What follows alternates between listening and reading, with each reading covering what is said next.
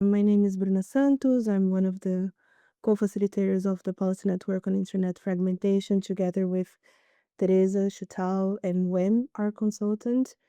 We have been working on different framings around technical fragmentation or user experience fragmentation or coordination fragmentation around the last 3 or 4 years, something around that. And this session today is a continuation from the main session we hosted back in Oslo. And I'm going to dive more into it soon, but first I would like to thank our speakers for attending. We will be joined today by Constance, Executive Director at the AI and Society Institute, and also part of the Tech and Global Affairs Innovation Hub at Sanspo, also an IGF member. Teresa Swinehart, Senior Vice President of Global Domains and Strategy at ICANN, and also a IGF member, and by Renata Miele, Special Advisor to the Minister of Science and Technology and Innovation in Brazil, and the current coordination of CGI.br. Peter Kaw, that is currently the Senior Policy Advisor at the NIC, asked us to note his apologies for not being able to join because he's had a delayed flight. We hope at some point he managed to join, but I also see Sabrina in the room. Sabrina, if you want to join the conversation later on when we open the floor, feel free to add any thoughts or ideas. We're more than welcome to join us. So today's webinar, we named it Stakeholder Roles and Fragmentation. And the goal was really for it to be a deep dive on some of the incoming initiatives based on stakeholder and technical community coordination, as well as describing and discussing some of the active roles different groups have been taking on helping avoiding internet fragmentation. As I mentioned, this is directly connected to our session back in Oslo, where we reiterated that the commitments taken on by UN member states on promoting international stakeholder cooperation to prevent, identify, and address risks of internet fragmentation, which is the paragraph 29 of the GDC, and also identify some of the following trends that may cause or worsen fragmentation. And all these trends, I think it's worth mentioning three that were present in our discussion back then. The first one is digital sovereignty and re-territorialization as narratives or strategies that are used to strengthen state power for national and economic security and protectionism amid rising geopolitical tensions. The second one was the normalization of internet shutdown, censorship, fragmentation as instruments of governments or instruments of more authoritarian regimes. And the last one were the persisting gaps in stakeholder insights on the side of technical coordination on the internet. Back in Oslo, this session discussed a lot about the roles as well. And there was even a little bit of a focus on how the technical community had a center position in that or what else it should be doing on that. That's why we have a technical community heavy list of panelists.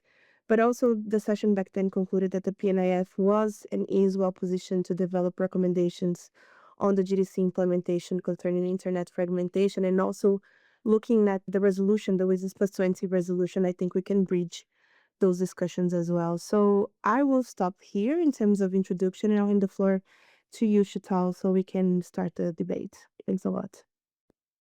Wonderful. Well, lovely to see you all. And for those of you who I don't know, my name is Sheetal Kumar, and I am one of the co-facilitators as well of the Policy Network. And we've had some really great discussions so far that we want to build on and really focus in, as you can tell from Bruna's introduction and hopefully from the summary or the invitation to the webinar, that we would like to focus on concrete suggestions in relation to the different roles and responsibilities of stakeholders in internet governance in maintaining an open internet. And of course, we now have the WSIS Zero draft, which says that we reaffirm that effective internet governance must preserve the open, free, global, interoperable, reliable, and secure nature of the internet, reject models of state-controlled or fragmented internet architectures.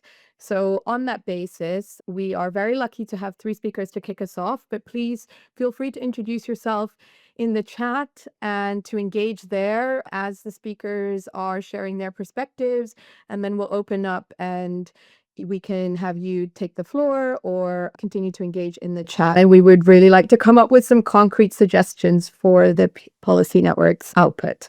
I think it might be good for us to actually put these questions in the chat. And thank you so much for bearing with us with the different rooms that we had set up. So I know that's actually a really great example of coordination, right? And being able to work together and get to the right place together. Okay, on that note, perhaps I can start with just I'm looking at where I am on my screen. Constance, with you, there are some questions that we shared on the fact that it has been obviously 20 years since the WSIS and the Tunis Agenda. They referred to respective roles and responsibilities, but the internet has been shaped so much since then, evolved so much. So what does each stakeholder group need to do in order to support users, and what expertise from the technical community needs to be understood by others in order to address internet fragmentation? Anyway, I'll leave it to you. If you could take a few minutes to address what you would like to in regard to those questions, that would be great. And then move on to Renata, I think. Then finally, Teresa. Okay, over to you, Okay, Constance. thank you. Thank you for the opening question, and thank you for the opportunity to participate to this discussion. And I'll try to be pragmatic, as you said, and to come up with a suggestion, something that we might want to discuss and take forward. With regards to your first question, for me, it really takes us back to respecting the mechanism and the balance of power that's embedded in what we call the multi-stakeholder approach. So when it comes to each stakeholder group, if we want this to function, governments should obviously provide enabling policy frameworks, protecting human rights, but also competition and innovation, which is really critical in the digital space. But at the same time, they should refrain from imposing excessive national controls that could fragment the internet. So each time it's really a question of balancing what has to happen and not going too far in its prerogatives. When it comes to the private sector actors, obviously, we want them to innovate in a responsible fashion. Of course, participate to all the mechanisms that allow us to develop interoperable standards, develop open economic and business ecosystems that are going to be there to allow for user choice. Civil society, we need to see them advocating for human rights online. It's been very encouraging, I find, over the past 20 years to see how this group has professionalized itself, organized itself, and the weight of that group in international discussions is growing, which is extremely healthy from my perspective. When it comes to the technical community, obviously, we want them to safeguard the infrastructure's stability and interoperability.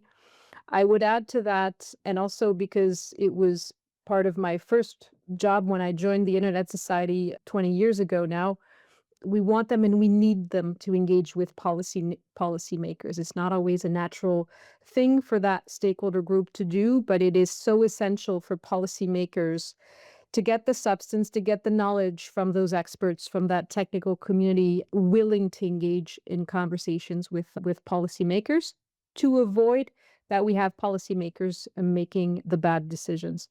And last but not least, the international fora, organizations, we want them to maintain spaces for conversations. I think this takes us back, as I said in the opening, in what the essence of multi-stakeholder governance is. I saw that the CEO of ICANN today was participating to the CTU ICT Week, and I really liked his statements. He was saying, and I'm quoting here, that sometimes we make the multi-stakeholder approach sound complex, but it's not. At the core, it's about the commitment to solving shared problems through collaboration. And I think that's simple, and it says exactly what we need to hear.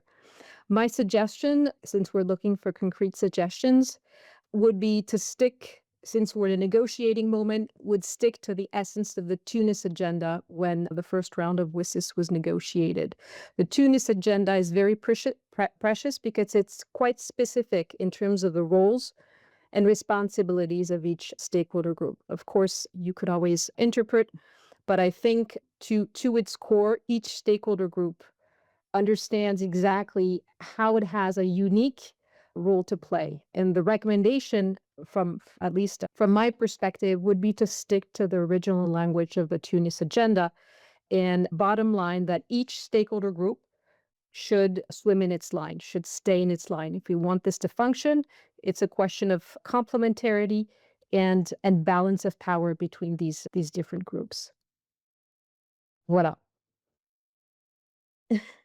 Great. Thank you for that. I think that's a great basis for us to have the rest of the discussion, and everyone should feel free to engage on the chat and see if you agree or disagree or want to add to what's already been said. You mentioned, Constance, the need to refrain from certain actions, participate in governance mechanisms, the need for civil society to engage, but also really sticking to the essence of the Tunis Agenda and having those boundaries as well between the different stakeholder groups. Let me move on to Renata. Feel free to add more from your bio if you would like, Renata, but I also want to give you just a chance to respond to the questions as well. So over to you.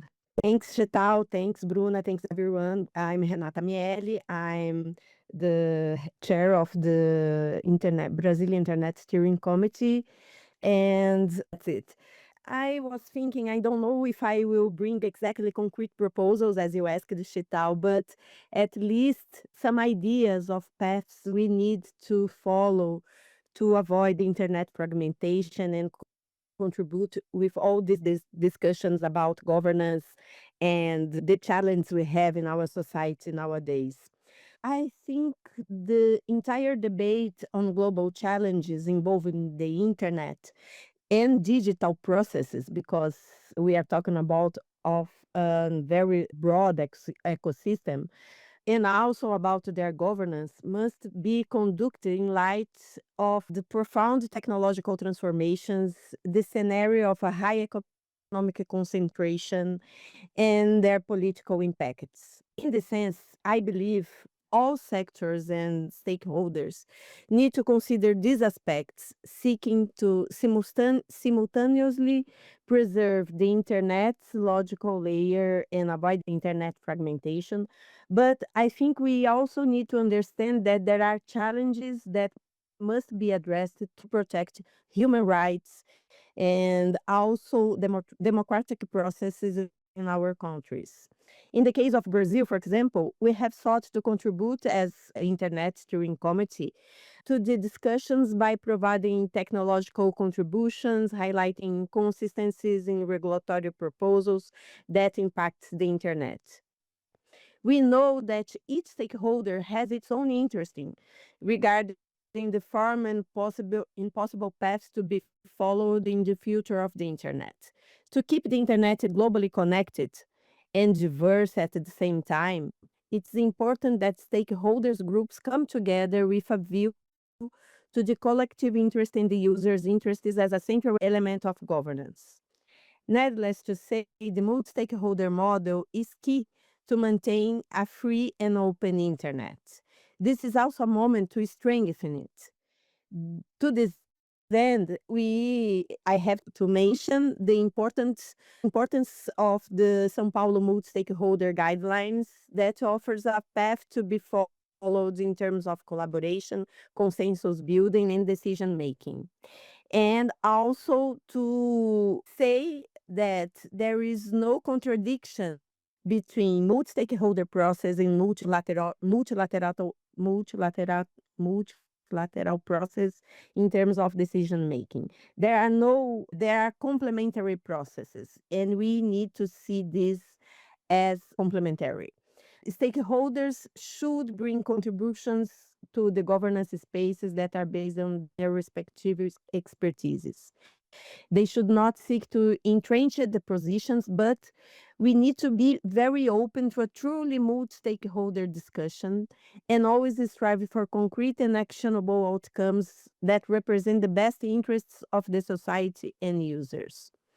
Governments and private sectors should understand that civil society, academia, and the technical community are important stakeholders and partners. And the IGF and NRIs are extremely important to understand other stakeholder positions, even if they are not decision-making spaces, as I said before. I don't know if my time is finishing, but to close this first participation, I would like to say that the contributions from the international community drew attention to possible tensions and fragmentation in global internet governance spaces, especially with regard of the implementation and operationalization of the Global Digital Compact within the UN and all the entities, and the discussions in the main internet governance events. Although the zero draft of the WSIS Plus 20 review addresses these alignment concerns, particularly with regard to integration the follow-up of the Global Digital Compact commitments into the WSIS ecosystems, precisely to avoid the duplication of efforts, its language still lacks precision regarding that issues. The document also needs improvement regarding a greater integration between governance bodies and events. I think I will stay here and we debate in the next round. Thank you. Thanks so much, Renata. I think it was great for you to end on that kind of point. That was a mix of both how you see the zero draft as a positive in terms of alignment with the Global Digital Compact, but still lacking precision, you said, and a need to almost, if I understood correctly, say more about the need to connect different bodies and processes, which really links to the question of fragmentation, of course, but you also pushed for the need to recognize that multilateral and multi-stakeholder approaches go together and that they are complementary, and highlighted the Sao Paulo guidelines in relation to that. So a lot there for us to build on as well in the next round, like you said. So over to you, Teresa. I don't know, yes, whether we did an adequate introduction for you, so please feel free to introduce yourself and then share with us your perspectives on the questions. Thank you. The introduction was great. And thanks also for having me here and for this conversation. I think it's particularly timely and important, not only as we go into the WSIS Plus 20 negotiations, but also international negotiations don't cease at the end of this year. There's many different forums and many different topics that are touching on the internet overall. How broadly you want to term that is really up to anybody, but any of those conversations can have an impact on fragmentation or anything else. And as we talk about fragmentation, I think many of the points have already been touched upon in the context of the Tunis Agenda and the stakeholders and what's been recognized and how they're defined. And I would agree to keep the definitions as they are, and also would note that throughout the WSIS process, one might observe that much of the language is oftentimes technologically neutral. That is, it's not embedded in one type of technology or another type of technology. And the reason I raise this is that we have no idea what technology looks like tomorrow. But what is key is that there's been a demonstration over the years that the multi-stakeholder model does work in the sense of the internet has evolved to where it is today because we've been exercising variations of the multi-stakeholder model and made efforts to strengthen that in the different processes and in the different institutions. And it's been work, and there's been a realization that we need to rely on the different stakeholders to make good policy. When we talk about policy or when we talk about fragmentation, it's not just technical fragmentation. It can be legislative fragmentation. It can be jurisdictional fragmentation.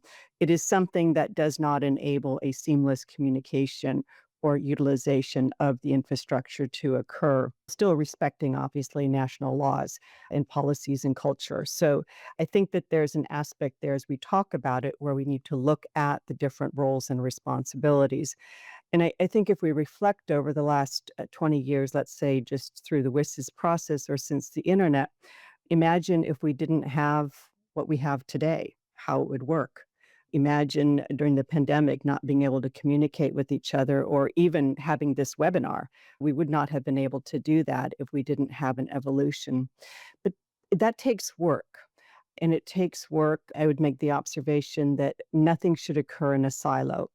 The stakeholder groups have their responsibility, and it's been touched upon: the role of governments, the role of the private sector, the role of civil society, the role of the technical community. We also have emerging technologies and emerging players that need to be encouraged to engage and to participate in this, to not take the medium for granted that we have. And I think we have some very good examples over time that have demonstrated that not being in a silo, but yet cooperating together can lead to success. If we take, for example, in relation to some work that ICANN is involved with, but not solely within its mission, introduction of internationalized domain names, but there's also an element around that for universal acceptance. That involves governments, it involves civil society, it involves the technical community, and it involves the private sector to start reformulating and ensuring that platforms can actually accept different things. So that's one specific example. Or if we look at the constructive engagement with policymakers on initiatives such as GDPR or NIS2 or any of the DNS abuse related things, none of that can occur with one single entity engaging in that.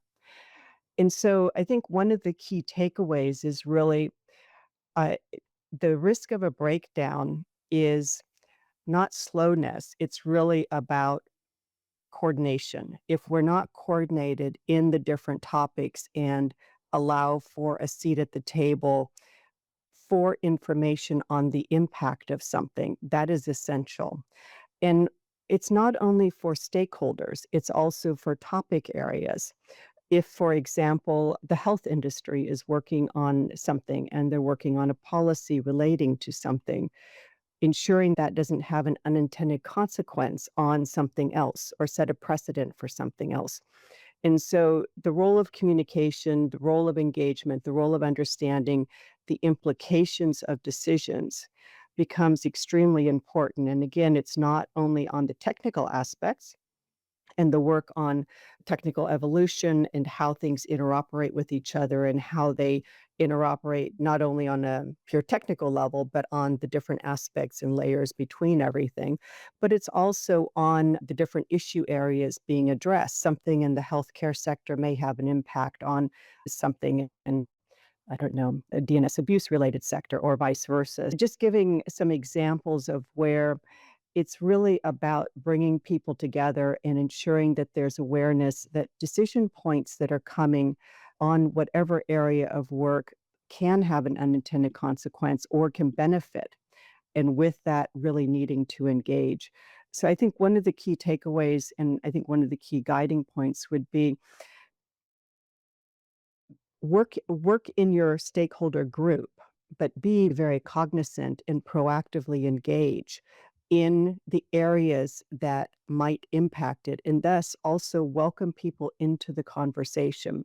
When we talk about multi-stakeholder, it is having an opportunity to engage in order to raise what the issue is that is of concern that could have the unintended consequence or the benefit that one can learn from and take it. So for Constance's point, the engagement of the human rights and that awareness is fundamental because it does ensure, let's say, if decisions occur in an educational sector, that the freedom of expression or freedom of engagement is there. So just giving some examples of some things that I think are fundamental and that we need to look at it from a big picture standpoint because none of this operates in a silo at this point. All aspects of society are relying on the internet for different purposes. So I will leave it with that and then happy to delve into some other examples, areas of work. Wonderful. Thank you so much for those examples. It was, I think, almost ideal just from a facilitator perspective to have that foundation that you provided there, Constance. And then Renata, you also added to that. And then Teresa, you were quite specific. You provided some quite specific examples. And I just wanted to try and thread that together. And then I'll hand over to you, Peter, because I think it's really interesting that you have been sharing the perspective of how important it is for different stakeholder groups to understand their roles and responsibilities, for that to be reiterated in the WSIS process, but also for there to be this understanding of the implications of each other's decisions on the wider and broader ecosystem because of the way that the internet is so integrated into everyday life. And that can happen together so you can maintain that understanding of specific roles and responsibilities while ensuring cooperation and collaboration and understanding the implications of different decisions on different areas. It actually relates to what in the first webinar was also said about the importance of communicating and raising awareness and being involved in decision making in order to ensure that implications are understood. So you provided some examples of DNS abuse, the GDPR, and other and international nice domain names, and hopefully we can hear some more examples soon. Peter, over to you. I know you joined a little bit late. Thank you so much for making the time to join us despite being, I think, on the road. Hopefully that was helpful in giving you a bit of a background in terms of where we are in the discussion. You had the questions as well, so please feel free to share with us your perspectives on these questions. Over to you. Yeah, absolutely. Thanks, Sheetal. I am in a public space, so I might have background noise, and I don't know how well my phone can calculate that away. So bear with me. And thanks for having me in the first place. Yes, I could follow most of the initial discussion, and I'll try to maybe not duplicate, but maybe emphasize on some points and then add a bit of another perspective, maybe. So looking at the fragmentation questions, I think there maybe three areas that we can look at, which also relate to how we define internet governance, where a couple of people make this distinction, and probably very useful distinction, between governance on the internet and governance of the internet, or the microcosm or the macrocosm. So the lower layers, the governance, where this all started, that was also partly driving the Tunis processes. Back then it was names, numbers, and protocols. And we all know that this has evolved a lot. And there's different areas. It can fragment at the lower layers, which we know, some people call it fragmentation, and governments hold the drawbridges and shut themselves off the internet, for example. Or if there's alternative or competing technology that is incompatible, we have also seen proposals for new internet technology that would not be compatible with the old one. And I'm not talking about RBD6 in this case. That's one thing. There's often regulation at the upper layer, and there is all kinds of fragmentation if we define it in a way that not everybody can see everything, or not everybody can talk to anybody else anymore, which often happens at the content layers in a way. And one of the most important issues that we face from a technical perspective is fragmentation occurs and problems occur if questions at the upper layers, the content moderation, is tried to be dealt with at the lower layers. And we all know these blockings of domain names and IP addresses and deep packet inspection and so on and so forth. That's the one part. The other part is the fragmentation, and that has been discussed a lot, I believe, as well.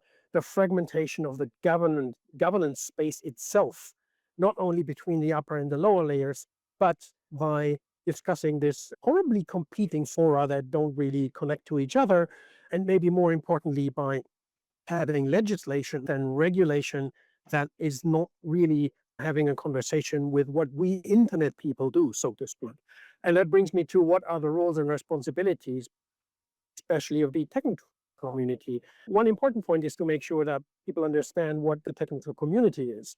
It's not all the technical experts, and I'll give you my working definition, which is usually that we say technical community, that is those people and entities that have the strategic and operational responsibility for planning and running core internet infrastructure. And that infrastructure often boils down to names, numbers, and protocols again. But that's not everybody who is an expert. There are lots of experts, technical experts, actually in the other stakeholder groups as well. And that is very great to have, because it eases the conversation in a way, which brings me to that other point. What should we do? What have we done? What can we improve? What have we learned?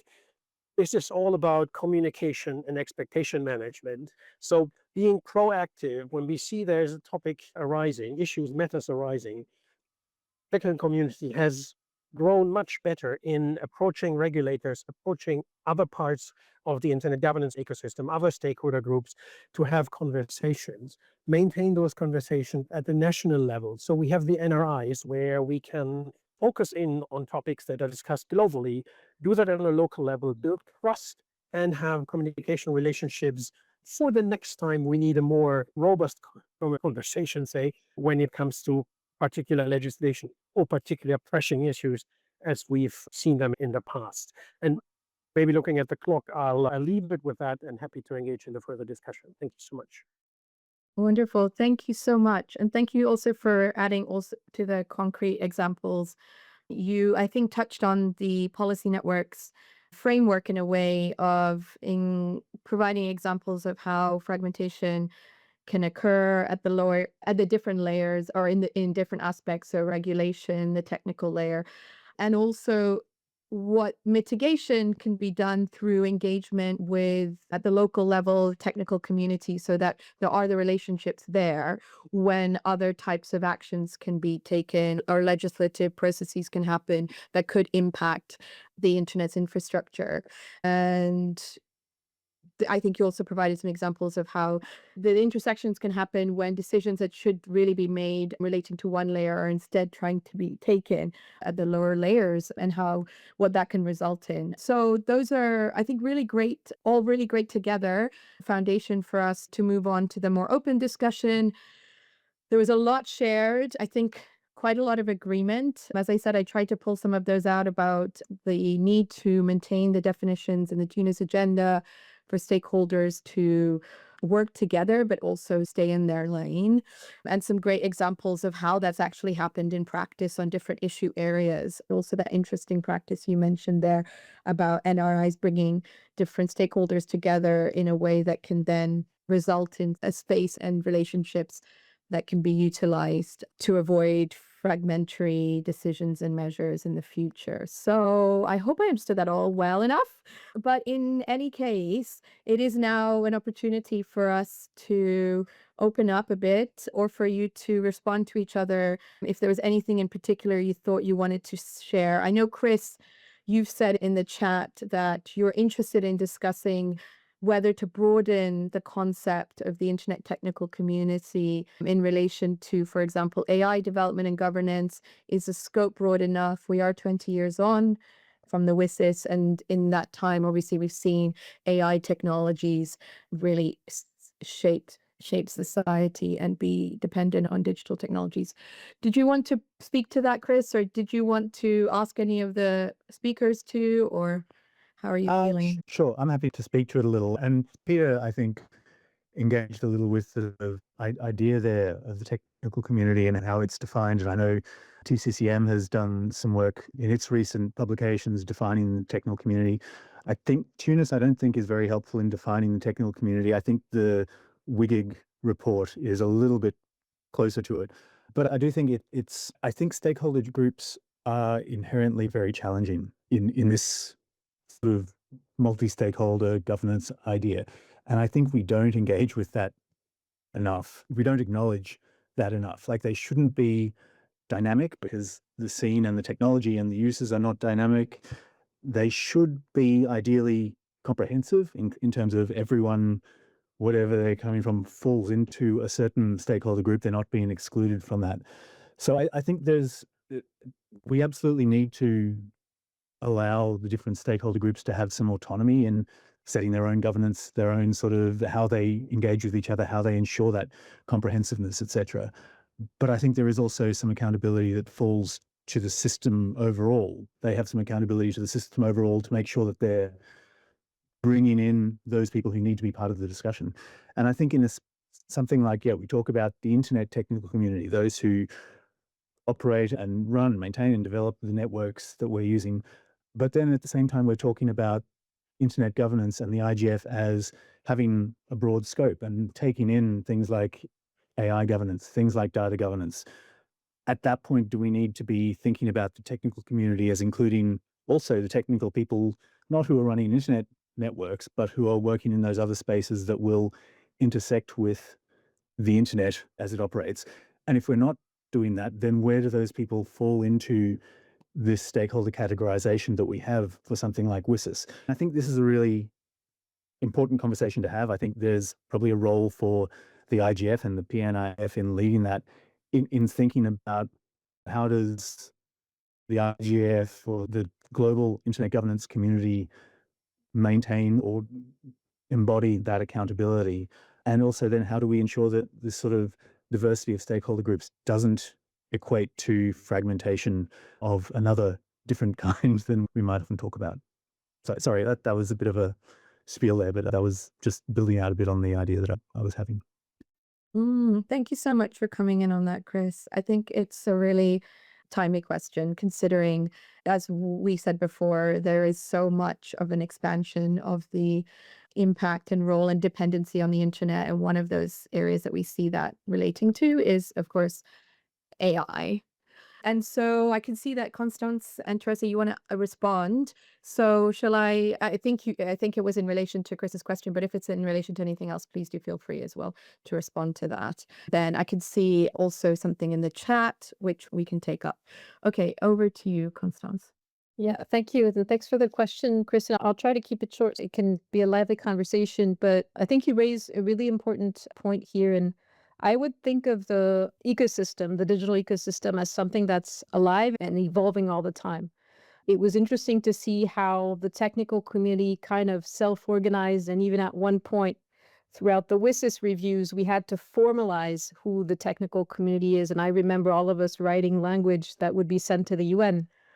And that at one point in time was needed to make clear who was speaking on behalf of who we were not representing, and clarifying, as you said, a sense of accountability to the system. In a similar way, we're seeing, and I think the technical community had to identify itself because of the very specific technical infrastructure that it's running. And today in the AI space, it's really interesting to see that there could be like quasi-intergovernmental international spaces or bodies or functions that are now being built. We're talking about a CERN potentially of AI. This is something in France that we're actually working on. And the institutional nature of that body being probably international, but not intergovernmental, absolutely fundamentally multi-stakeholder, because you need the power of industry here. You need civil society to make it legitimate. You need technical community. And I would think, to respond to your question, that it probably will be needed at one point to have some sort of technical community participate to the extent it's needed to those conversations. In a similar way, it was interesting to see that the G20 and the G7 equipped themselves with the T20 and the T7.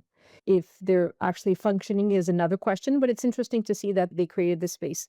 And I'll conclude by saying that for me, a natural symmetry would be for the multilateral bodies to evolve like the OECD has, like the ITU to a certain extent has, the IGF is a very good demonstration of, and create in a systematic way space, a seat at the table for the technical community, but also civil society.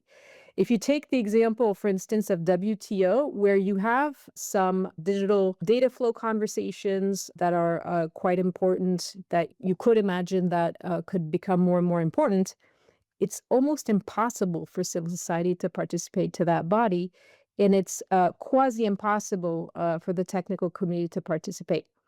So here another perhaps very concrete suggestions. Any multilateral body that has to do with digital topics should create automatically a seat for the technical community and civil society to come in, as the technical community has in a similar way evolved and adjusted to include other stakeholder groups in their own ecosystem.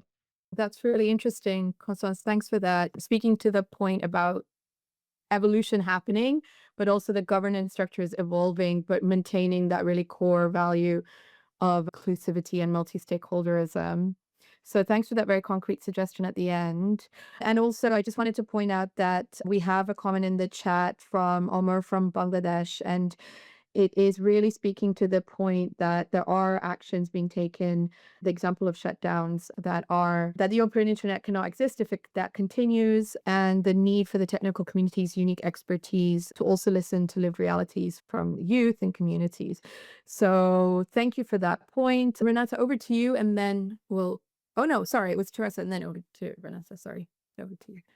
Yeah, just to add a little bit to Constance's point as well, I think it's not only with the technical community, but if one looks at the private sector and civil society, governments obviously are defined in a very structured way from it's a government.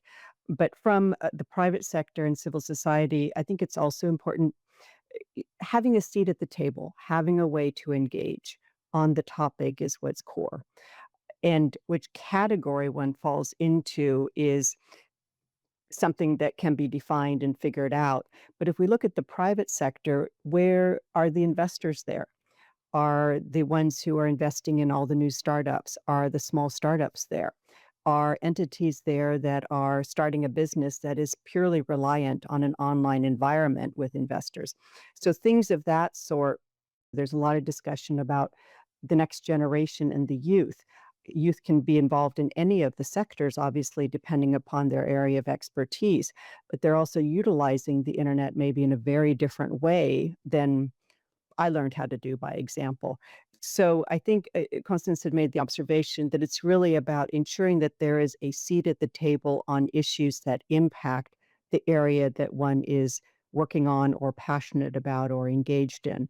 And from that standpoint, it's not just it's technical community, absolutely, because there's a lot of technology and AI has a technical component, but it also has a governmental, civil society, and private sector component to it. And how do we ensure that those voices, that's today's technology or emerging technology.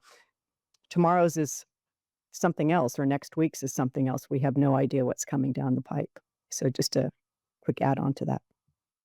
Great. Thank you for that clarification or that additional point about the need to really reach all those who are affected and have a seat at the table for them. I think, yes, sorry, I'm just looking at the hands. So Renata and then Peter.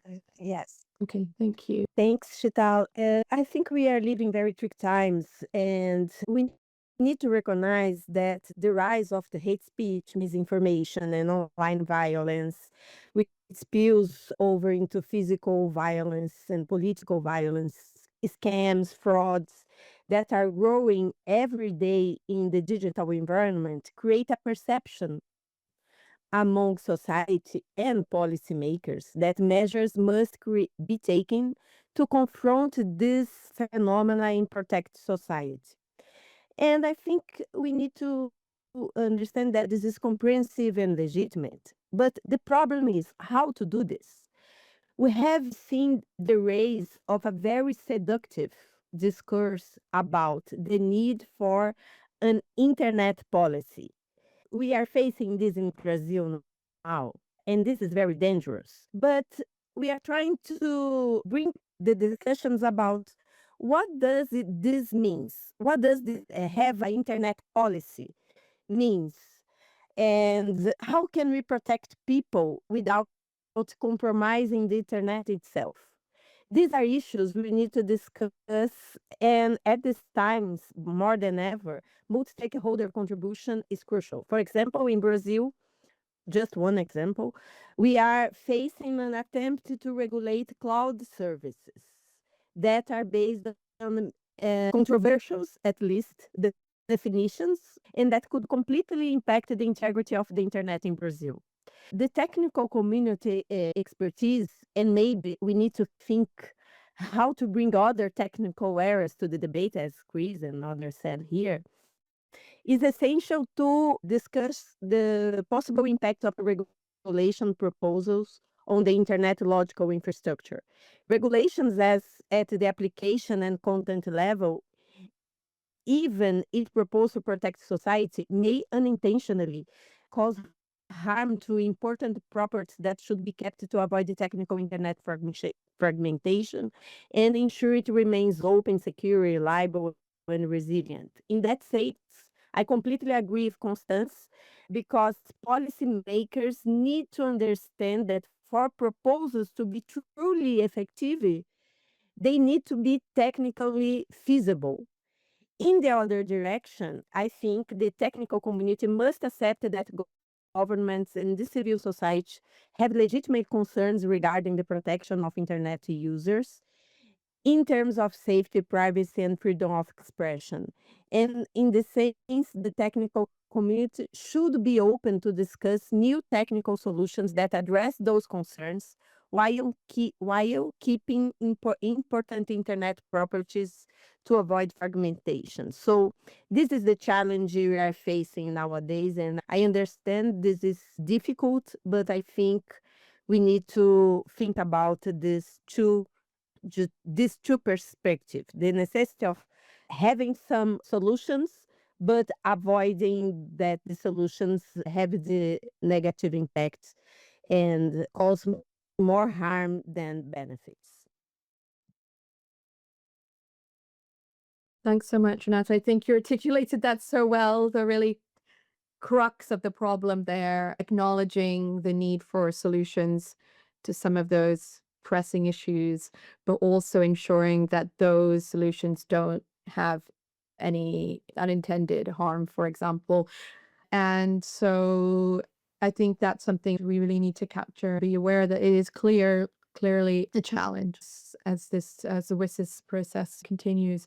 And so, Peter, over to you. And then, Chris, I don't know if you wanted to respond and reflect on what's been shared in response to your question, but I'm happy to come back to you if so. Peter first. Yeah, thank you. I wanted to respond to that question. Do we need a new definition of the technical community and here and there? So I'd like to emphasize that these groups are helpers, or the categorization is kind of a tool to make sure that the right people are at the table, not so much to keep anybody out by drawing sharp boundaries. And these boundaries aren't necessarily sharp. We have overlaps between civil society and tech sometimes, and between either of those and academia, and for various good reasons. It is probably also less important to make these boundaries sharp if we understand that there are very rare cases only where one entity, one speaker can speak for that particular community. Technical community is maybe aligned on very many topics, but maybe there are different actors in that field that wouldn't agree on some specifics. That's also true for governments, of course. If we look at geopolitics, but even at history, it's also true for civil society. We have free speech versus hate speech mitigation. So we need to understand that there's very little opportunity to have a single voice representing that stakeholder group. And to that extent, who gets a seat at the table is also very dependent on what the actual governance question is. So making these definitions far in advance and then picking some, I'm going to say sock puppet, representing, quote again, one stakeholder group is probably not, it's probably not making the solution finding easier. On one other point, what is technical community in the sphere of AI? Interesting question. Maybe you shed some light on more recent developments. When we talk about standards, and when we talk about standards in the internet, it's not so much standards of behavior, but of course, standards that help interoperability. And with the AI systems of the day, there's probably little strive to interoperability. However, more recent development is that web crawlers for AI are getting more and more on the radar, and then they cause load and overload on particular systems. And then now in the Internet Engineering Task Force, there's a working group defining a method to signal to such web crawlers that they should or should not stay away or behave in a certain way. The interoperability aspect is there, that if this interoperability standard is passed, and if those crawlers decide to follow this, then they can follow that advice in a predictive manner. So what I'm trying to say here is that even with AI, a modern technology, a new topic, there is still something to do at the other layers in the quote, quote, traditional space, so to speak. And that, again, is the technical community.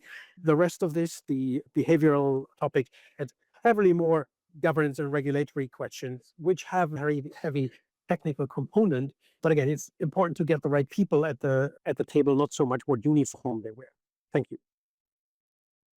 Great. And I can see that you agree with Peter on that point about getting the right people at the table. And I think there's been a lot shared on the various aspects here of the fragmentation discussion. Of course, on roles and responsibilities has been really helpful, as well as specific examples, which has been also really helpful. I'm aware that we still have until 1:15 for this call. But also we are coming towards the end. It would be interesting to hear, especially as so much, I think a great mix of both broader points about the multi-stakeholder approach and the evolution of the internet, and of course of the challenges we're facing 20 years on, but also specific examples of actually dealing with those. There's been a nice mix of all of that. And so I wanted to give you a chance, anyone on the call, but also the speakers, to provide perhaps any other concrete suggestions that you think should be in the policy networks, in the PNIF's output, and calling to the international community and all stakeholders to consider. Anyone want to add? Do you think anything has been missed, or do you want to emphasize anything specifically that you think really needs to come through? Okay, over to you, Trissa. Yeah, in listening to the discussion and reflecting on some of the different areas, one of I think one of the challenges one often finds in some of the policy discussions, and it doesn't matter if it's on the technical level or if it's on the regulatory level or more general policies. And I think this reinforces why the NRIs and other local events are so critically important, both to create awareness of what what mandate and what roles different stakeholders can do and what they're able to do. There oftentimes when one's looking at the internet, it's taking an issue and trying to solve it in an online environment, but that's not always the same as in the offline environment. And as a result, the traditional role that one might have of a stakeholder group in the offline environment could actually be different in the online environment of what they're capable of.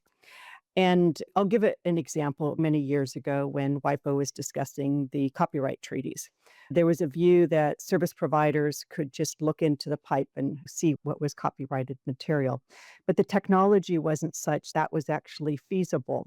But having a conversation, and this is a very simplified version of the actual debate, but having a conversation and explaining how it works and what the implications are also then creates a situation of there might be a different role for that stakeholder group in the online environment than it would be in the offline environment. It's not always the case, but I think it's something that one has to be very open to and realize that if one can be part of a solution for something that traditionally has not been the case offline, that one is open to the thought around that.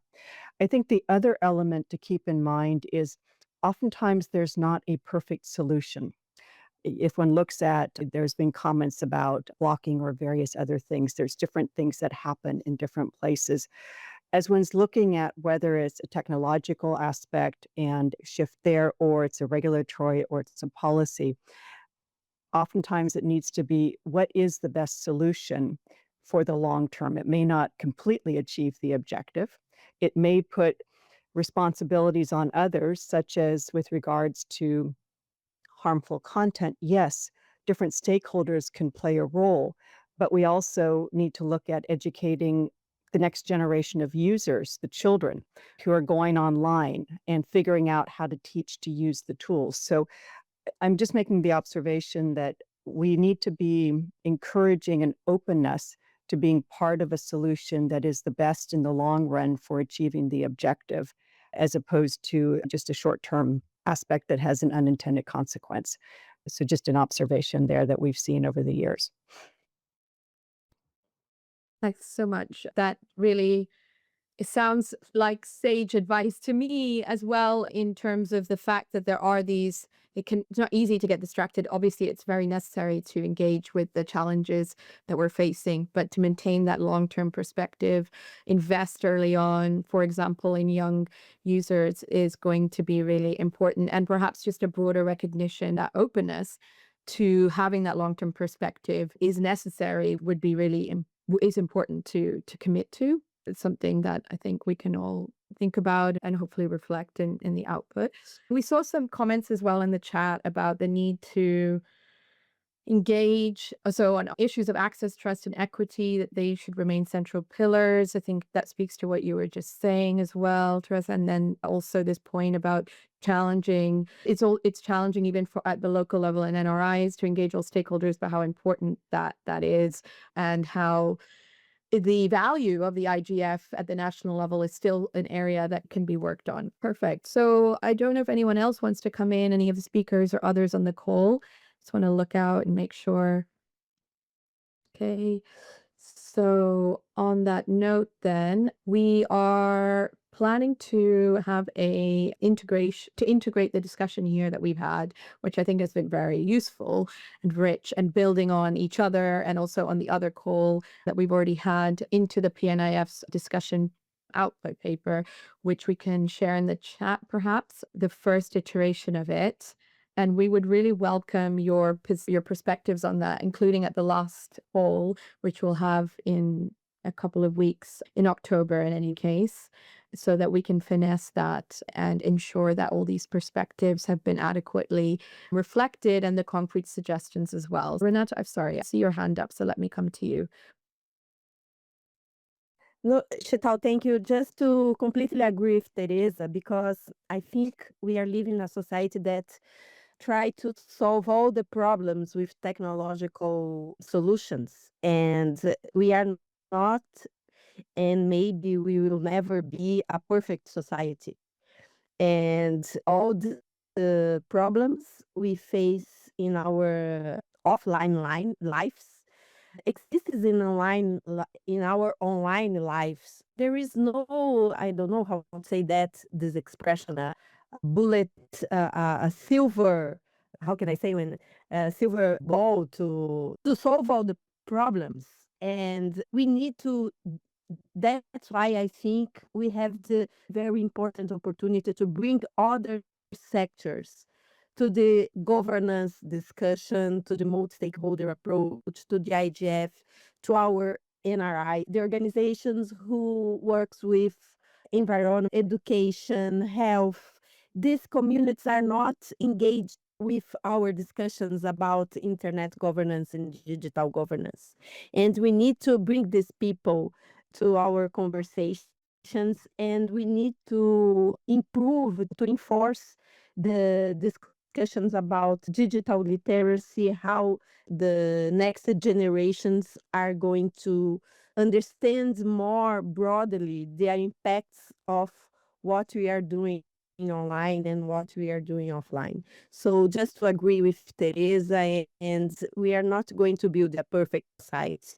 The technological solutions are not the only solutions we need to face nowadays. So that's what I want to say. Thank you, Sheetal.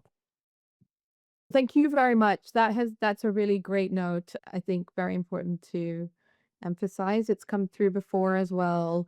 And that need to engage affected stakeholders and groups and broaden out the discussion more. And the space, for example, that the NRIs provide for that, I think is an important, really important point, because some of what you, I think, said before about the need to ensure that the solutions are, the challenges are recognized, but the solutions do not cause more harm, will require that broader discussion with all those affected. Okay, I think we have so much that has been shared and a lot of interesting points of convergence as well that we will integrate into the discussion document, and hopefully you will be able to join us next time when, sorry, I'm just looking at the chat, when we will be discussing that. So that's the discussion document as it is.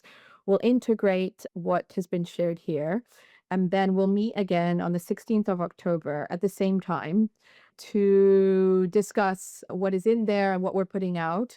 And I really hope that you can join us. Sorry about the overlap with the Italy IGF that's happening there, but I hope that many of you can join us nonetheless. Before we leave, I want to say a huge thank you to the speakers who have given us so much to work with. And I hope that you'll be able to continue the discussion with us online on the mailing list. And feel free to just reach out and engage together on this, on what has been shared. Before we leave, any comments from I know that Bruna had to leave, but from others in the coordinating team?